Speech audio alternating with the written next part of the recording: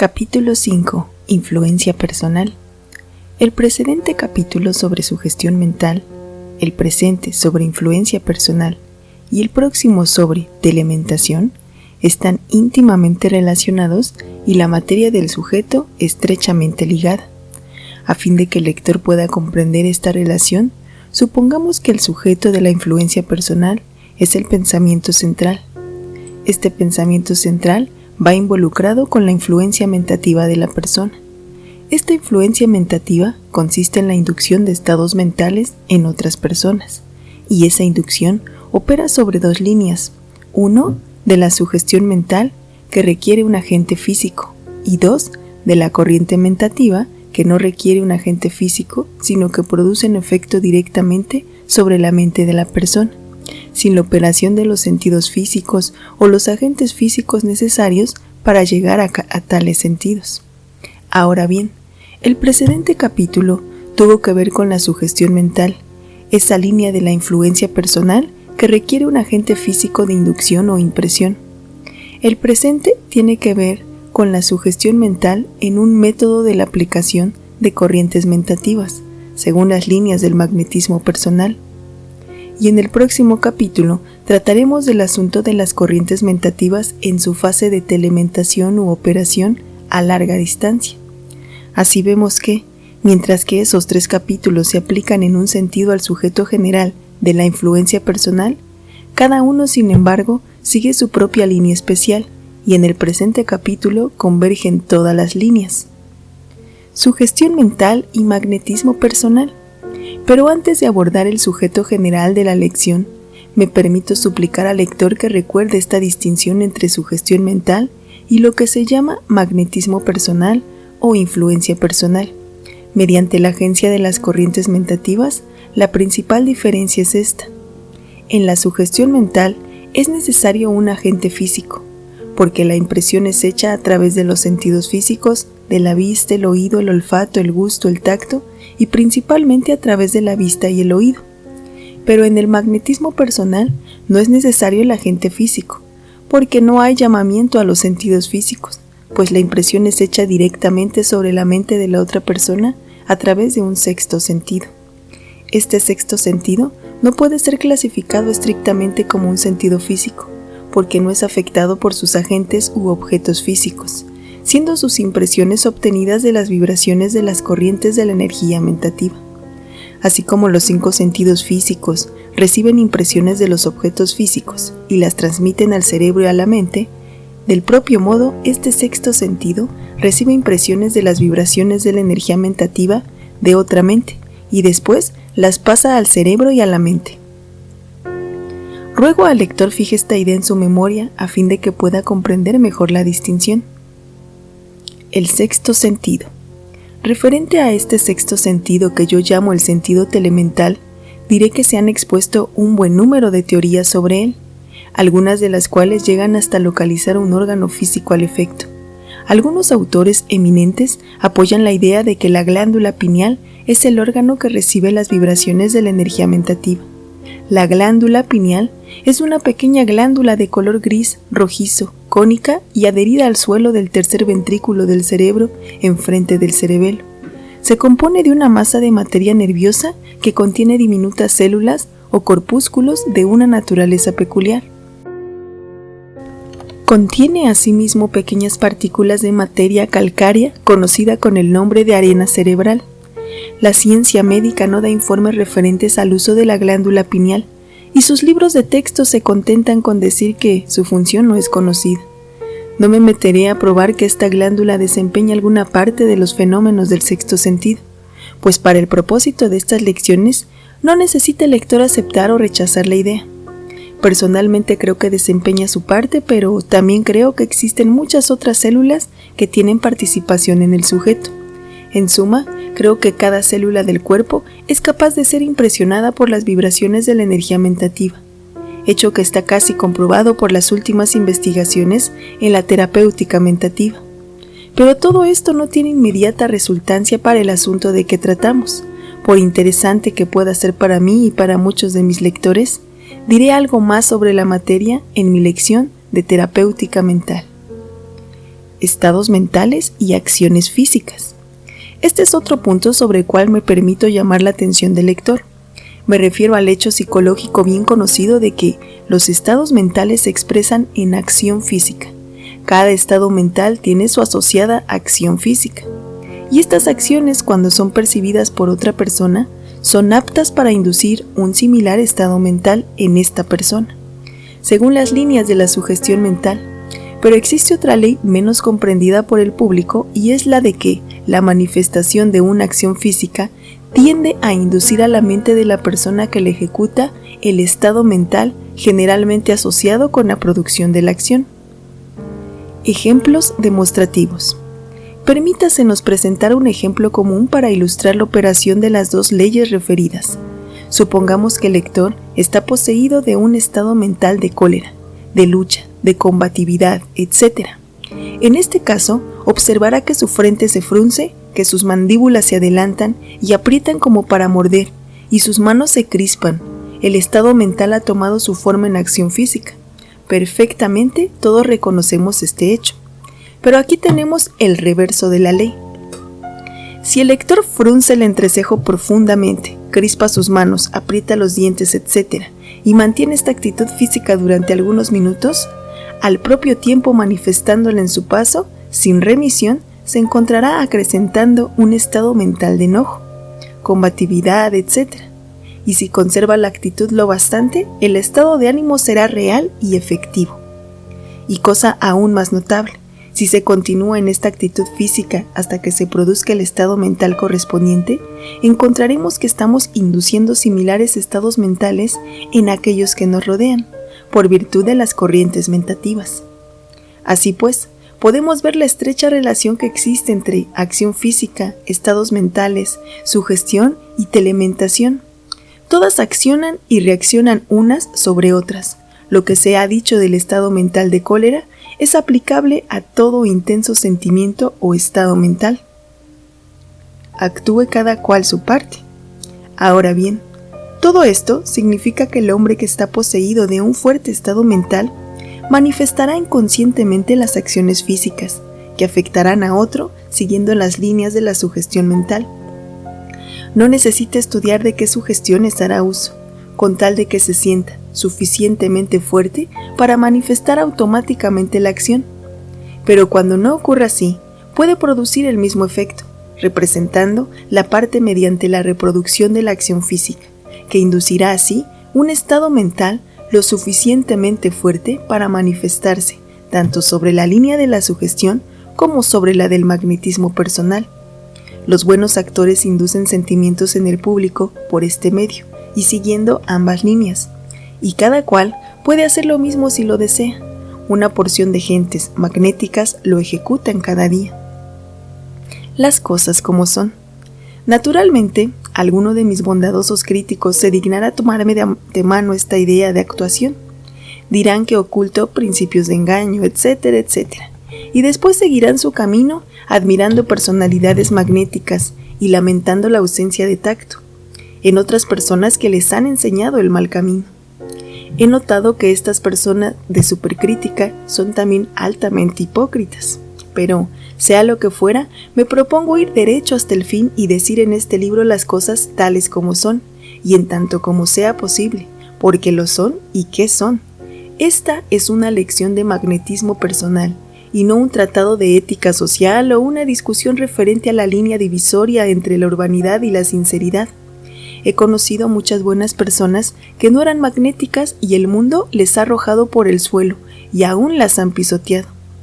Y he conocido un gran número, no tan buenas, que poseían un apreciable grado de magnetismo y el mundo las ha recibido con los brazos abiertos, colmándolas de alabanzas y recompensas. Pero esto no quiere decir que uno no pueda ser bueno y magnético al mismo tiempo.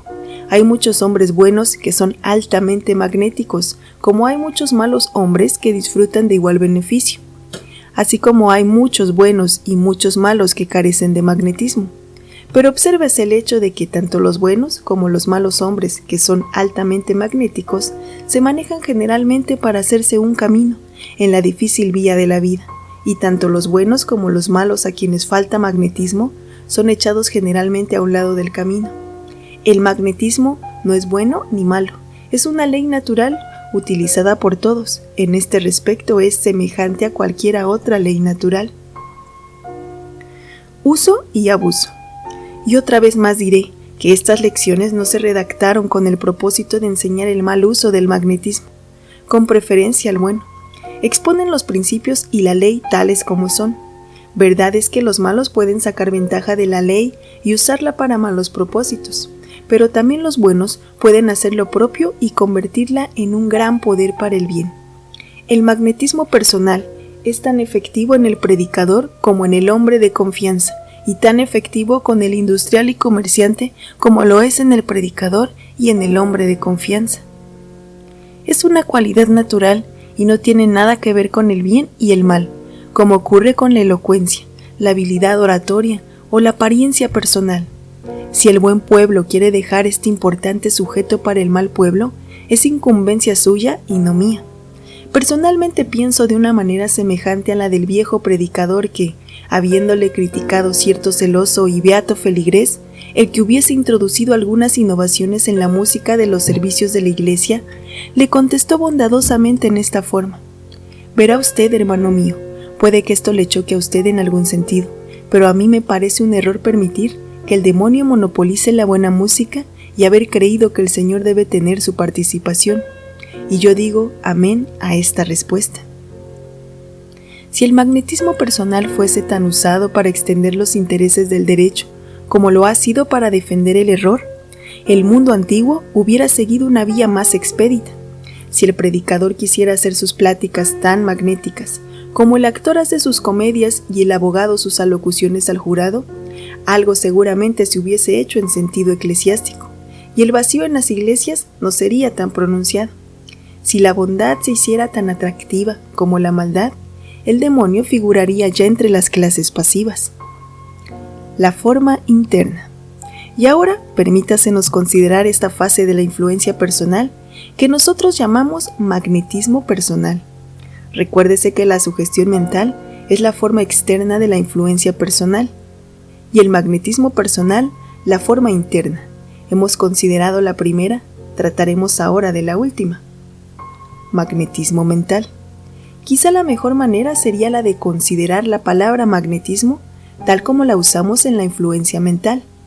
Con frecuencia hemos oído los términos magnetismo personal, magnetismo mental, personalidad magnética, atracción magnética, influencia magnética, etcétera, etcétera, usados en el sentido de atracción mental, influencia personal, fascinación, encanto, influencia psicológica, etc. La palabra magnetismo deriva naturalmente de la palabra magneto. Se verá en los diccionarios que el término magneto se le dio a la piedra imán o magneto natural, porque fue descubierta cerca de Magnesia, una ciudad del Asia Menor. Un poco de historia del ocultismo. La magneto natural o piedra imán era conocida en China, en la India y Persia hace miles de años. Su nombre de magneto viene de la misma palabra persa como magic, viene de mag, significando el sacerdocio esotérico o mágico. Ese nombre se le dio a causa del poder del imán, muy semejante al poder mental ejercido por los magos, y la piedra fue llamada literalmente piedra de los magos o piedra mágica, de donde vienen las palabras magneto y magnetismo. Como verá el lector, hacernos uso de la palabra de una manera perfectamente natural. Un hecho interesante y que viene o que la mente discurre sobre caminos trillados.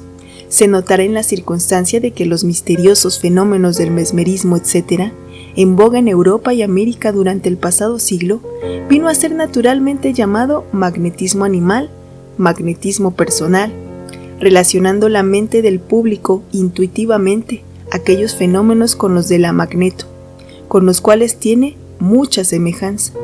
Y en nuestros días hablamos de gentes que son muy magnéticas, faltas de magnetismo, que tienen una presencia magnética y la historia se repite. El imán, que era llamado originariamente piedra mágica porque su fuerza tenía semejanza con la fuerza mentativa manifestada por los magos, sirvió para dar nombre a similares manifestaciones de fuerza mental siglos después. Magnetismo personal. Aun cuando la fase de energía mentativa que relaciona con la operación de la fuerza sobre distantes mentes y objetos es quizás la más sorprendente. La fase llamada magnetismo personal es también muy importante y notable. Su misma ocurrencia frecuente hace que no nos fijemos en ella, pero es la fase usada efectivamente por aquellos que la comprenden y que nos capacita para resguardarnos. Es conocida con muchos nombres, siendo los términos favoritos los de magnetismo mental, sugestión, fascinación, encanto, influencia mesmérica, etc. Pero estos términos son meramente nombres para el magnetismo personal, el cual a su vez es meramente una manifestación de la energía mentativa. Todos hemos observado que algunos individuos parecen dotados de maneras irresistibles y son aptos para hacer que otros caigan en su modo de pensar y que hagan lo que ellos quieren. El llamado hombre magnético puede arrastrar auditorios o individuos por un místico poder, y con frecuencia uno no puede darse cuenta de cómo ha ocurrido la cosa cuando recuerda las palabras dichas o las lee impresas en los periódicos al siguiente día. El secreto no radica solamente en lo que se dice, sino en el grado de magnetismo personal que emanaba el orador. Su uso en los negocios. Muchas personas que tienen relaciones con el público en el sentido de colocar géneros, hacer suscripciones, imponer seguros de vida, etc., han adquirido cierto grado del arte de usar el magnetismo personal, inconscientes con frecuencia de la fuerza que están empleando. Y muchas agencias importantes tienen escuelas donde se enseña a los agentes la psicología de la sugestión, influencia personal, etc., y algo también en mayor o menor grado de magnetismo personal, aun cuando con algún otro nombre. Y más aún, toda persona que está ansiosa por algo cuando habla con otras personas manifiesta más o menos magnetismo personal consciente o inconsciente. Su uso en la religión emocional. Aun cuando el acerto puede traer sobre mi cabeza el enojo de aquellos que creen que los fenómenos de la excitación religiosa son debidos a la labor del espíritu, no vacilo en afirmar que todos los estudiantes de psicología saben que la mayor parte del fervor es debido a la emocional excitación producida por el magnetismo personal manifestado sobre las líneas de las corrientes mentativas y de la sugestión. Su uso en política. Y no solamente en el campo de la religión emocional, se manifiesta tan intensamente esta fuerza, se deja sentir del propio modo en el caso de política emocional.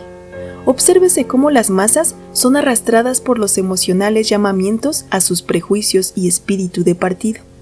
Véase cómo toleran el ser cegados por deslumbrantes promesas y falaces proposiciones, sin una pizca de argumento razonable, hasta dar en el fanatismo. Sus emociones son hábilmente despertadas por los jefes y tribunos, y la corriente de magnetismo personal y de sugestión se propaga al auditorio, hasta convertirse en un alboroto, poseídos los oyentes de ideas fijas que se han apoderado de ellos. Las familias se separan por diferencias de partido. El odio reina donde el amor tenía anteriormente su nido.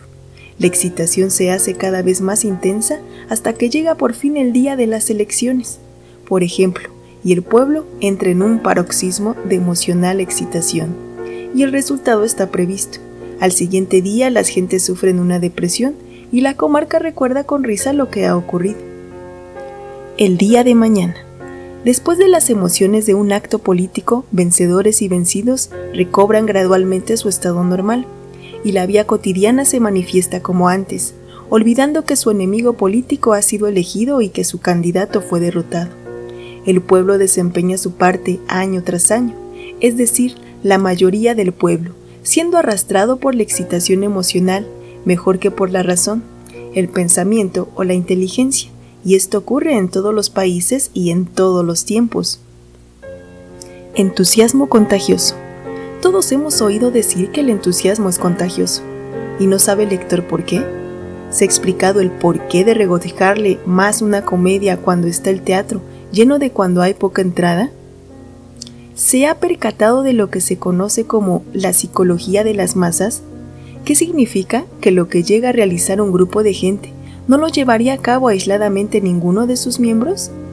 Pues esto es debido al magnetismo personal y a la sugestión mental, puestos en operación y propagados luego de mente a mente, con la adición del deseo y la voluntad manifestados en estados mentales, y sus asociadas acciones físicas, y llamamos la atención sobre otro hecho, en esta consideración de auditorios y multitudes.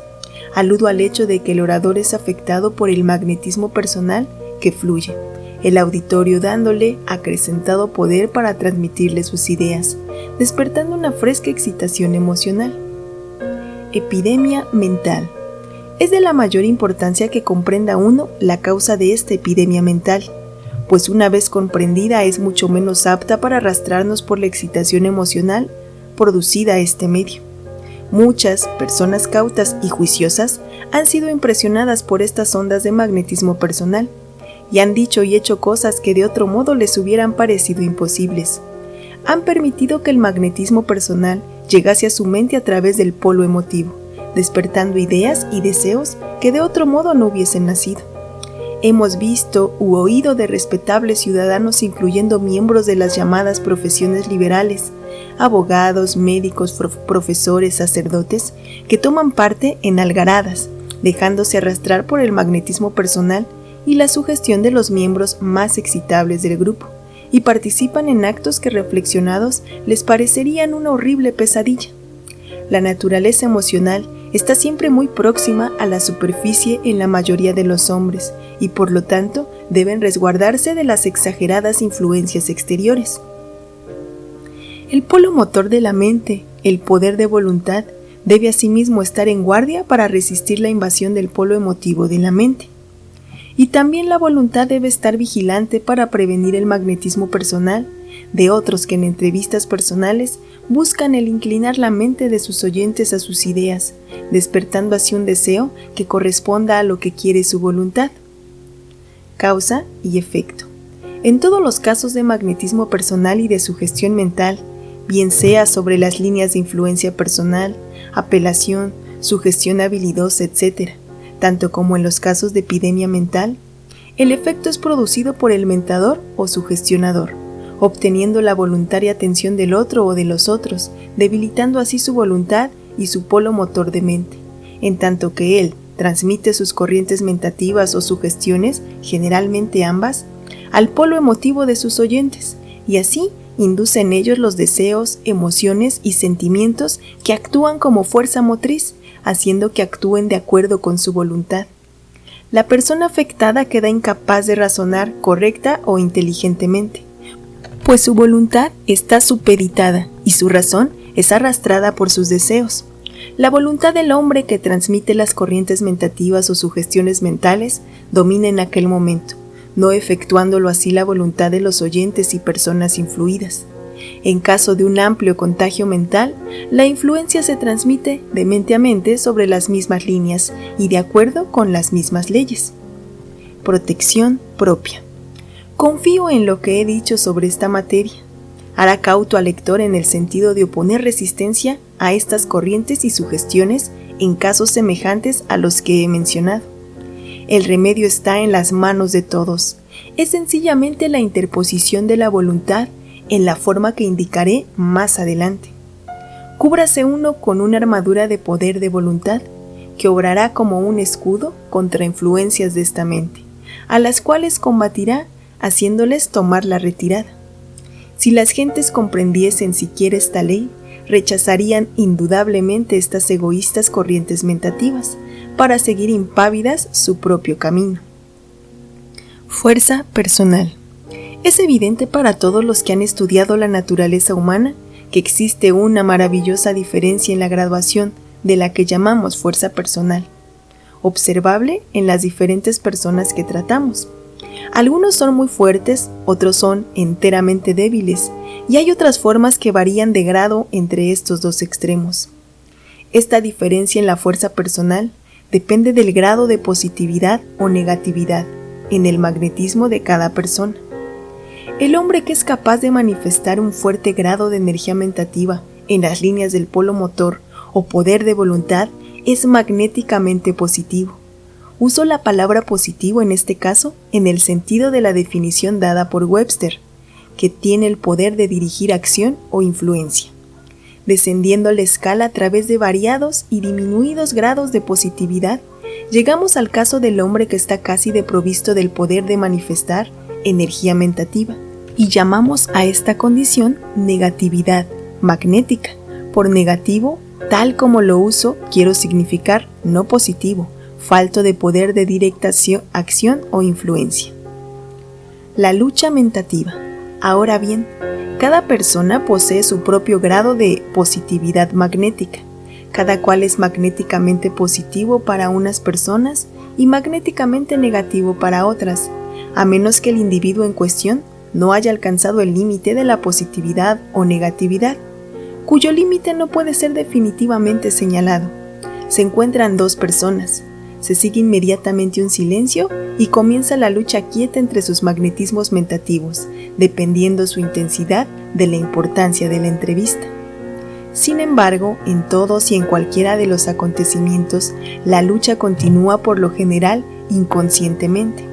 Puede terminar en un momento o puede durar bastante tiempo, pero de esta lucha más pronto o más tarde, uno de los dos ha de quedar victorioso, a menos, pero esto ocurre raramente, que ambos posean igual grado de positividad y no puede haber equivocación sobre el resultado.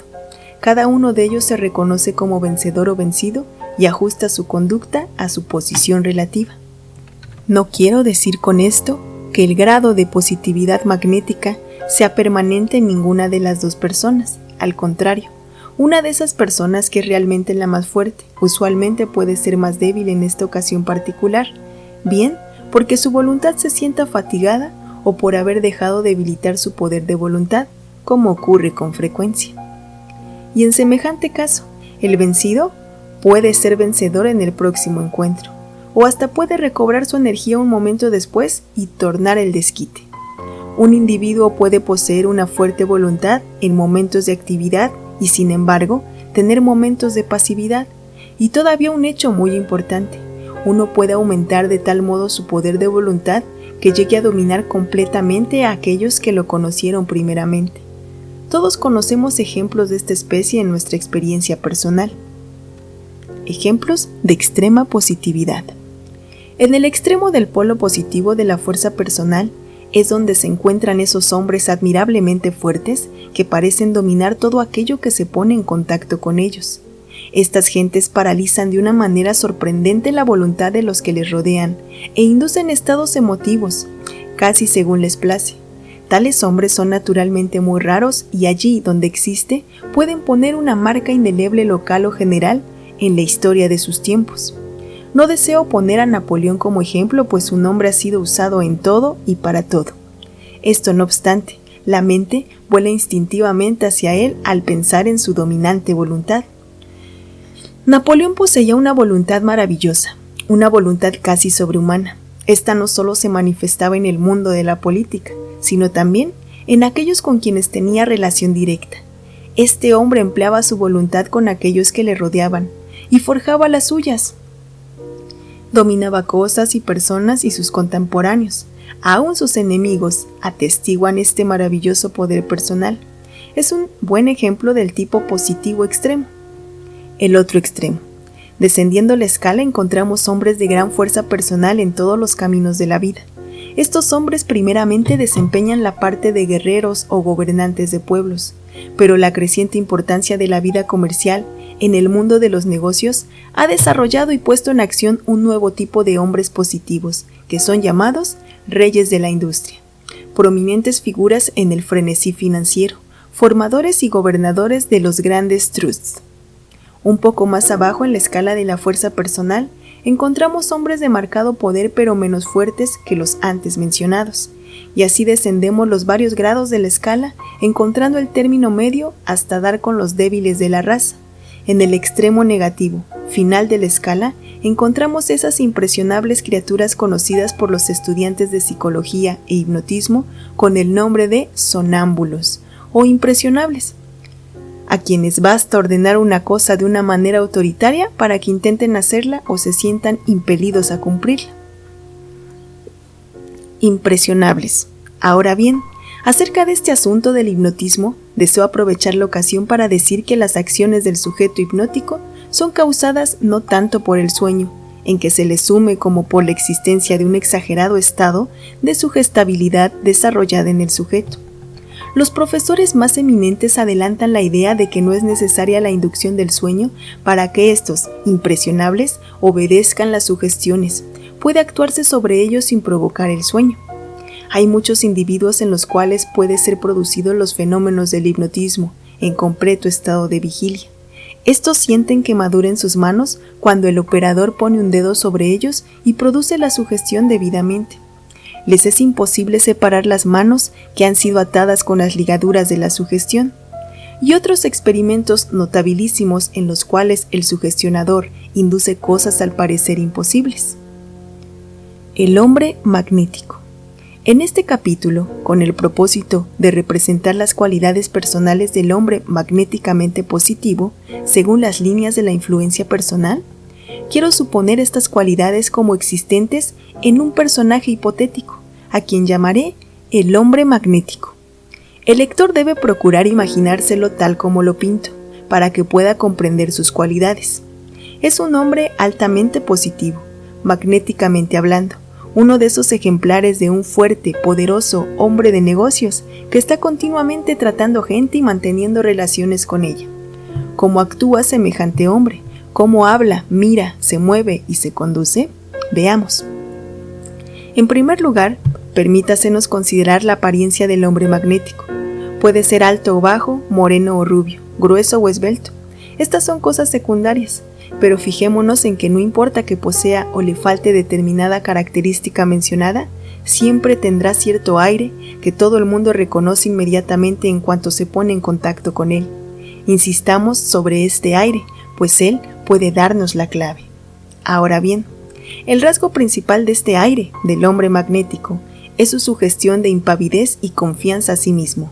Nuestro hombre parece tener una certeza de un poder y fuerza internos. No es el aire retador y provocativo manifestado por los viles imitadores de nuestro hombre, sino una calma contenida y firme, conciencia de su fuerza y de la propia confianza. Parece sentir algo en él que le da una fuerza y firmeza desconocidas de la mayoría de las gentes. Todo hombre magnético posee esta conciencia interna, y yo quiero decirle al lector en qué consiste. Contacto con la voluntad universal. Como he dicho antes, existe bajo todas las manifestaciones de vida y mente una energía mentativa infinita y eterna, de la cual y en la cual todas las manifestaciones personales de la mente no son sino centros de conscientitividad. Así pues, esta energía mentativa infinita y eterna, en sus manifestaciones externas de un polo de su energía, cuando menos tiene semejanza con una voluntad universal, es decir, que aun cuando su naturaleza interna no puede ser conocida en el aspecto externo de uno de sus polos de energía, tiene semejanza con una voluntad infinita en operación en todas partes, y por lo tanto, nos justificamos pensando de ella como de un poder de voluntad universal. Ahora bien, cuanto más positivo llegue a ser un hombre en magnetismo mentativo, más estrechamente se pondrá en contacto con esta voluntad universal. Y cuanto más próximo esté esta voluntad universal, más positivo llegará a ser. Es un caso de acción y reacción. Voluntad universal y personal. Pero hay que notar eso en relación con esta verdad.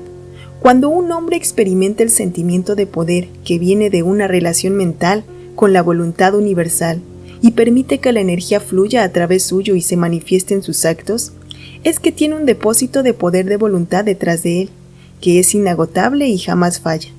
Pero si en su desdén, nacido de algún éxito victorioso, empieza a pensar que el poder es debido a alguna fuerza personal, entonces es el desdeñado y el orgullo de la personalidad.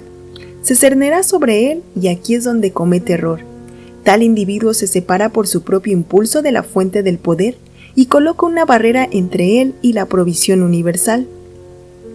Existe un gran océano de voluntad universal en el cual no somos más que centros de actividad, y si tan solo nos abrimos al poder y voluntad contenidos allí, tendremos un inagotable depósito de poder de que echar mano. Un centro de voluntad forzadora. Y así nuestro hombre magnético se coloca en una actitud magnéticamente pasiva solamente hacia esta gran voluntad y en una actitud magnéticamente positiva hacia todo lo demás. En este sentido se convierte realmente en un activo centro de fuerza y voluntad que se hace manifiesto a todos cuantos se ponen en contacto con él. No se da justa cuenta de lo que se está produciendo y puede no conocer nada de la verdad aquí establecida, pero siente que se codea con algo, que le ayuda y asiste, y que le da fuerza y magnetismo. Hablará de su mente o de su buena estrella, o puede creerse en su fuero interno especialmente favorecido por la providencia. Esta es una creencia secreta de la mayoría de los hombres afortunados. Pero subsiste el hecho de que todo hombre pasivo y afortunado siente después de que todo que tiene algo detrás de él, y esta creencia toma forma en acción y le impulsa a manifestar ese aire de tranquilo y positivo poder y de confianza en sí mismo que se observa en semejantes hombres. El aire magnético. No puedo describir exactamente a mis lectores lo que es este aire, pues no me comprenderían, a menos de haberse tropezado en el mundo con un hombre de esta especie. Pero es una cosa muy diferente del pomposo, suficiente e importante aire, manifestado por los imitadores baratos de los grandes hombres. El hombre magnético no dice nunca cuán grande o conspicuo o importante pueda ser. Esto lo deja para los necios imitadores, sino que hace sentir su fuerza por sus maneras y atmósfera, sin decir una palabra. Posee ese algo que la gente nota y admira, y ese algo proviene de su consciente o inconsciente relación con la voluntad universal, una imagen mental magnética. Me permito aconsejar a todos los que deseen llegar a ser semejantes al hombre magnético el cultivo de la imagen mental de la voluntad universal, que piensen de ella como de un gran océano de poder, de voluntad, en el cual vivimos, nos movemos y tenemos nuestro ser. Siéntanse uno en contacto con él, piénsese constantemente sobre su relación con él y encontraremos que nuestra mente se abre de una manera gradual para admitir el influjo de su poder. Y cuando se haya aprendido a conocer la verdadera fuente del poder y de la voluntad, entonces no persistiremos más tiempo en engañarnos a nosotros mismos, en intentar detener la ola de la voluntad universal, levantando ridículas barreras personales de necio desdén. Esta íntima conscienciatividad del hombre magnético, especialmente si comprende su verdadera naturaleza, reacciona con la apariencia y maneras personales de un hombre y produce ese aire tranquilo, sereno y positivo de poder, voluntad y fuerza que los grandes hombres poseen casi siempre. Y así, si se procura imitar y reproducir el aspecto exterior, las maneras, el aire y conducta de este hombre positivo, se habrá dado un gran paso hacia la inducción en uno mismo del correspondiente estado mental. Pero no hay que contentarse con esto. Vayamos derechos a la fuente y recibamos el poder directo de la voluntad universal. Magnética fuerza del deseo. Pero hay asimismo algo en el hombre magnético que es diferente del poder de voluntad. La voluntad es una fuerza fría, profunda y poderosa, desprovista de color. Es semejante a una gran fuerza natural desprovista de sentimiento o emoción, pero que actúa respondiendo a ellas. ¿Qué otra gran fuerza, pues, se manifiesta extensamente en nuestro hombre magnético? La fuerza de deseo. Sí, esta es la otra gran fuerza que radica en él, la fuerza de deseo. No importa cuán fuerte pueda ser la voluntad de un hombre, aun cuando éste, en el más íntimo contacto con la voluntad universal, nada realizaría, a menos de poseer el deseo altamente desarrollado. Es preciso que uno desee hacer las cosas antes de que quiera hacerlas. Esto queda explicado en una lección anterior. Veamos lo que es esta fuerza de deseo. La energía mentativa universal parece ser un poderoso algo que contiene en sí toda la fuerza y energía que existen en el universo. No demuestra poseer los atributos de la personalidad, excepto cuando se manifiesta en mentes personales o centros de conscienciatividad. Cuando se establece en la energía universal un centro personal o mente personal, parece ponerse en manifestación un deseo creador que impulsa constantemente hacia la expresión externa. Esta fuerza de deseo se ve en la naturaleza en todas sus formas y se manifiesta en todo lo que llamamos energía de vida. Esto es, la energía que rige la construcción de forma y figura. Esta fuerza de deseo es evidentemente idéntica a la fuerza de vida, tal como la conocemos. Ella hace que la semilla germine y la planta crezca, que se multiplique la célula y que las formas más elevadas evolucionen desde las más bajas. Es la gran energía creadora de vida, manifiesta en la naturaleza. Es esencialmente un principio femenino y desea constantemente dar a luz, crear, etc.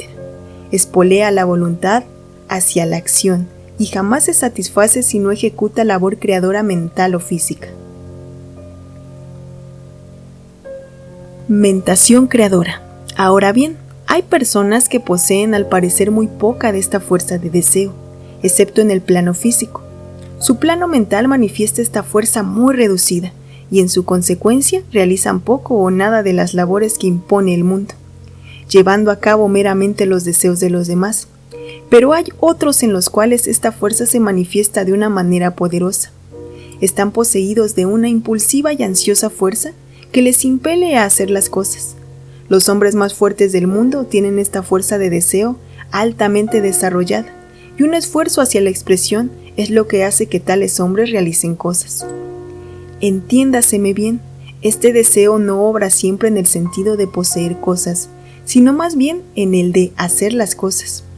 Verdad es que cuando los deseos de uno van siempre sobre las líneas de la acumulación, la fuerza se inclina en este sentido, pero este deseo puede ser aminorado y en tal caso la acumulación será un mero incidente del hacer. La llama mágica.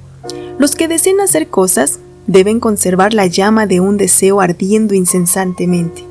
Deben alimentarla con el aceite de la sugestión y colocar ante ella los cristales de la linterna que representan imágenes mentales de la cosa deseada. La gente instintivamente cede a las sugestiones del fuerte deseo de un hombre. Por regla general son conducidos, mejor que empujados o forzados a una acción determinada. La fuerza seductora, atractiva y encantadora de los hombres es la fuerza del deseo, no el poder de voluntad.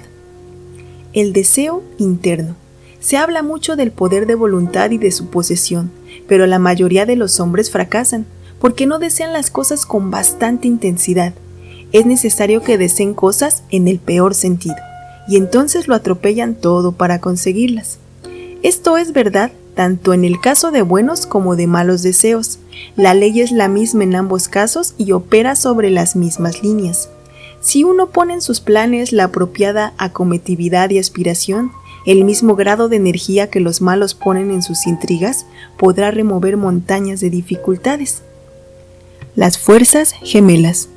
Esta fuerza del deseo en el hombre magnético es la que nos hace pensar que él necesita tal cosa y gestiona su adquisición.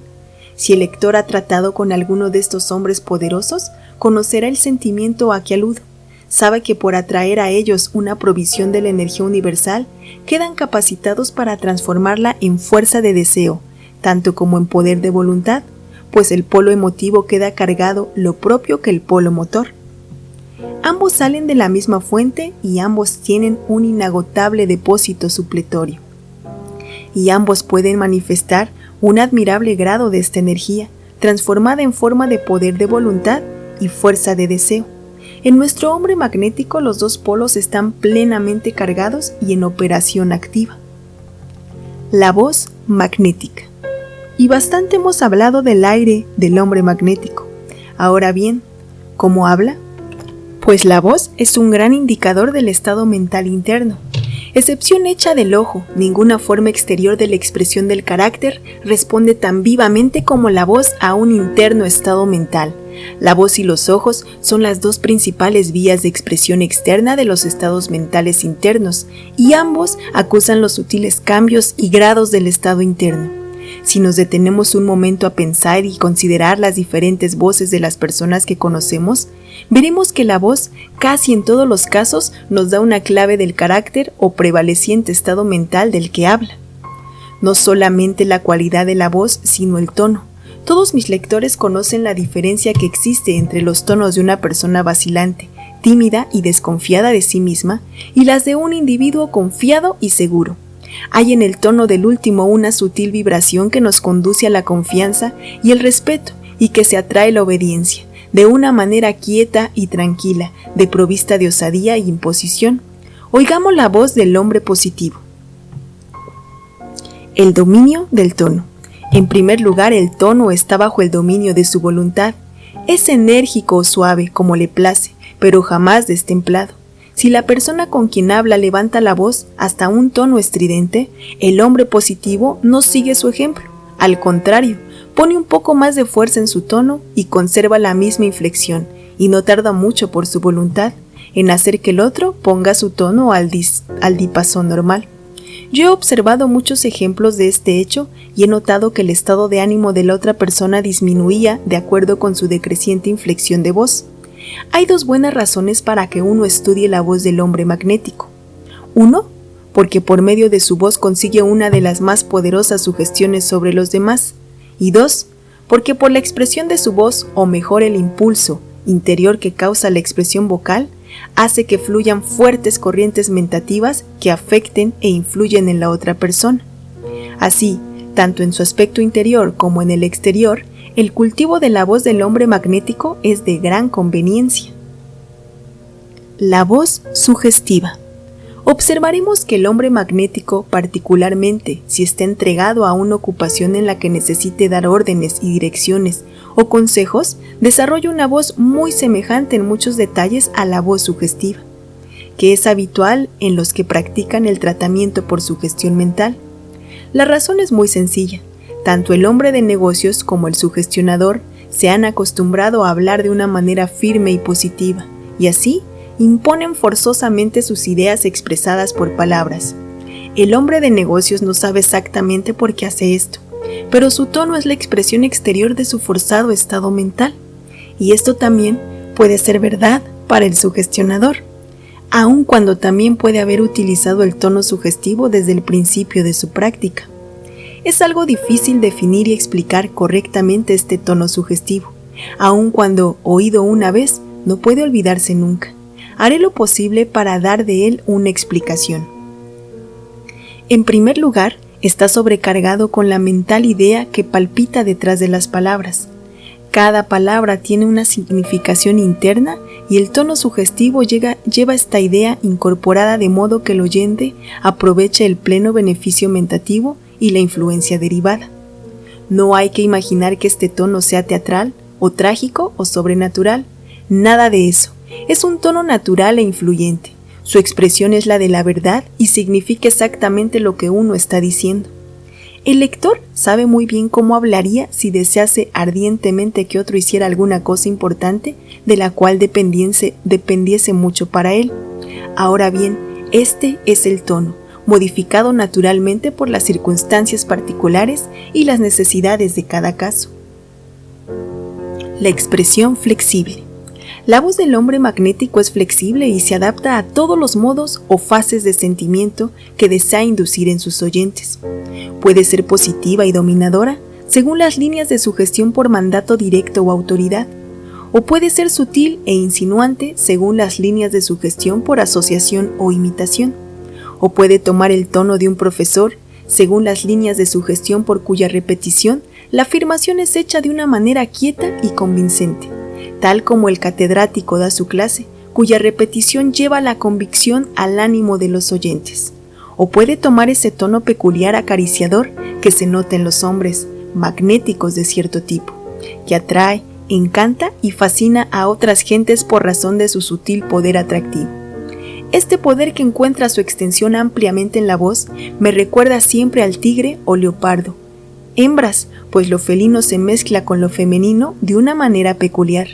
Este tono de la voz puede describirse acertadamente como acariciador cuando es emitido por uno bien versado en su uso.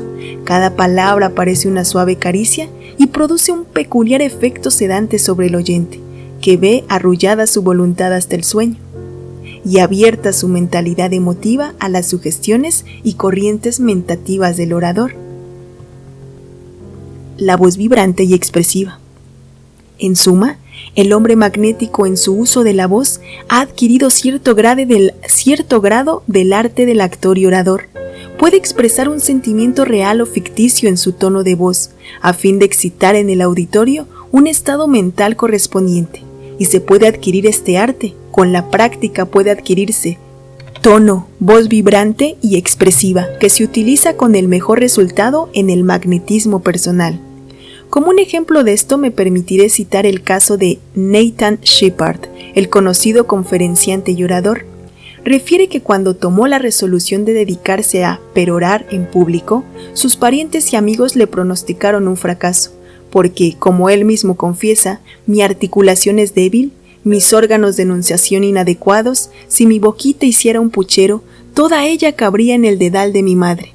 Estas desventajas hubiesen bastado para desanimar a cualquiera, pero Shepard las venció y determinó aplicar su voluntad a la definitiva derrota de aquellas deficiencias, hasta dominar el arte de conmover al público. Y el éxito superó sus esperanzas. Por solo su poder de voluntad, él, como nos dice, aumenté en un discípulo el poder de mi voz, adquirí una casi doble extensión torácica, y mis órganos inadecuados se doblegaron al esfuerzo de mi voluntad, y llegó a ser uno de los oradores más eminentes de su época. Así pues, hay esperanza para todos, tan solo con manifestar persistencia y energía en la aplicación de la voluntad.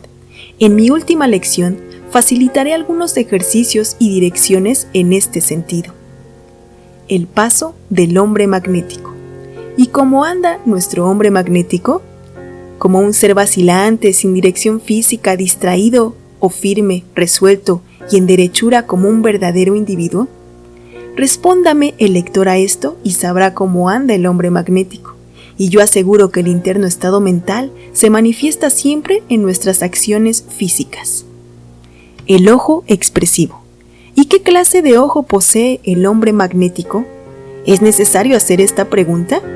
De todas las vías físicas de la expresión mental interna, el ojo es la más potente y la más próxima al alma. De los ojos se ha dicho con gran propiedad que son los espejos del alma y dan una idea más clara del hombre íntimo que todas las demás expresiones combinadas. Por consiguiente, es de esperar que nuestro hombre magnético posea unos ojos que reflejen el poder de que está poseído. Ellos manifiestan cualquier estado mental según la voluntad de su poseedor. Tan pronto duros, unas veces tiernos, luego acariciadores, son siempre un instrumento obediente de la voluntad que los mueve, y producen el más admirable efecto sugestivo sobre los que caen bajo su hechizo. Como inductor de determinados estados mentales, el ojo no tiene semejantes entre los agentes físicos. Aún la voz, por admirablemente potente que sea, tiene que cederle la primacía. Es más que un agente físico, es el camino recto para el paso de las corrientes mentativas. Ciertas personas magnéticas, cuando están dominadas por un profundo interés, combinado con la voluntad, parecen irradiar de sus ojos una constante corriente de magnetismo mental, que es sentida por aquellos que se encuentran en su campo de influencia. No necesitamos insistir acerca del admirable poder de los ojos, pues todo el mundo lo conoce por experiencia propia. En caso en que la voluntad ha sido desarrollada en un grado superior, una sola mirada impregnada de energía mental puede producir un efecto físico circunstancial. La mirada poderosa. Yo he conocido y oído mencionar casos en que una sola mirada ha detenido una acción cualquiera en otras personas. Casos de esta clase se han contado de Napoleón y otros hombres de gran poder de voluntad. De Andrés Jackson se cuenta haber paralizado la voluntad de un desalmado hasta el punto de que, bajo la influencia de su mirada, se doblegó y le siguió como un perro, yendo armado en tanto que Jackson estaba enteramente indefenso. El asesino en cuestión contó después que nunca pudo comprender qué impulso lo detuvo para no matar a Jackson en el mismo punto. Cuéntase también que Pantoja, uno de los secretarios de Felipe II, por una falta de no mucha gravedad, recibió del rey una tal mirada que cual rayo le hizo rodar, víctima de una congestión cerebral que lo mató en el acto. El secreto de la influencia. Pero después de todo, el secreto de la influencia de nuestro hombre magnético radica en su estado mental. Las formas exteriores no son sino reflejos del fuero interno. Si cultivamos la relación entre nuestra mente y la gran voluntad universal, la energía mentativa universal, llegaremos a ser tan fuertes que la expresión exterior se manifestará en nosotros espontáneamente. Pero, al escalar los primeros peldaños de la obtención, es materia importante fijar la atención en las características exteriores, porque haciéndolo así se practica un más claro sendero mental para la adquisición de los deseados estados mentales. Mediante las leyes de la sugestión mental, se capacita uno para imitar aquellas expresiones exteriores e inducir en sí mismo los estados mentales que, con el tiempo, se hacen habituales. Esto no significa que uno aproveche la sugestión de los otros para moverse en una dirección determinada. No es esta la idea. Lo que quiere decirse es que uno, por autosugestión, puede reproducir las características exteriores asociadas con un estado mental o cualidad y poniéndolas en acción. Materializar aquellos estados mentales. Recuérdese la regla que dice que los estados mentales toman forma en acción y la acción reproduce los estados mentales asociados. Es una regla que obra en ambas direcciones. La voz impresiona la placa fonográfica y ésta reproduce el sonido. Recuérdese este símil, pues nos servirá de ayuda para obtener el verdadero concepto de la ley psicológica de que deriva el fenómeno. Revista conveniente. Al terminar este capítulo, permítasenos echar otra ojeada sobre los primeros principios que comprende la influencia personal en sus dos formas de sugestión mental y corrientes mentativas. Nada tan conveniente como revisar los principios fundamentales. Estos son: el principio fundamental es la energía mentativa. Los estados mentales son exhibiciones de la energía mentativa. Los estados mentales son originales o inducidos. Los estados mentales inducidos son causados por las sugestiones o corrientes mentativas de otros. La sugestión induce estados mentales para reproducir los estados mentales ajenos o los propios, previamente experimentados, incluyendo la experiencia de los antepasados heredada y registrada en la mente subconsciente de sus descendientes. La sugestión opera mediante las líneas de aquiescencia, imitación, asociación y repetición, como se ha descrito en la lección anterior, siempre actuando a través de agentes físicos para inducir estados mentales, semejantes a la placa fonográfica.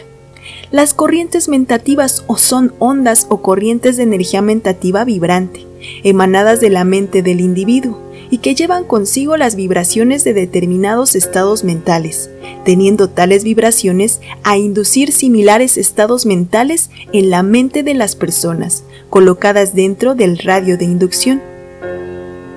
Existen dos polos de energía mentativa a saber: el polo emotivo, que manifiesta deseo, sentimiento, emoción, etc., y el polo motor, que manifiesta voluntad, siendo la fuerza manifestada por estos dos polos designada con los nombres de fuerza de deseo y poder de voluntad respectivamente. La fuerza de deseo tiende a despertar vibraciones similares en la mente de otros, produciendo así similares deseos, o seduce la voluntad de otros y los arrastra a cumplimentar sus deseos, teniendo su acción y naturaleza una gran semejanza con el poder mental femenino. El poder de voluntad tiende a despertar deseos en la mente de otros por la sola fuerza y dominio. Actúa asimismo en el sentido de combatir y supeditar la voluntad de otros, cautivándola, y también dirige, domina, concentra o restringe la fuerza de deseo de uno en ocasiones, teniendo su acción una fuerte semejanza con el poder mental masculino.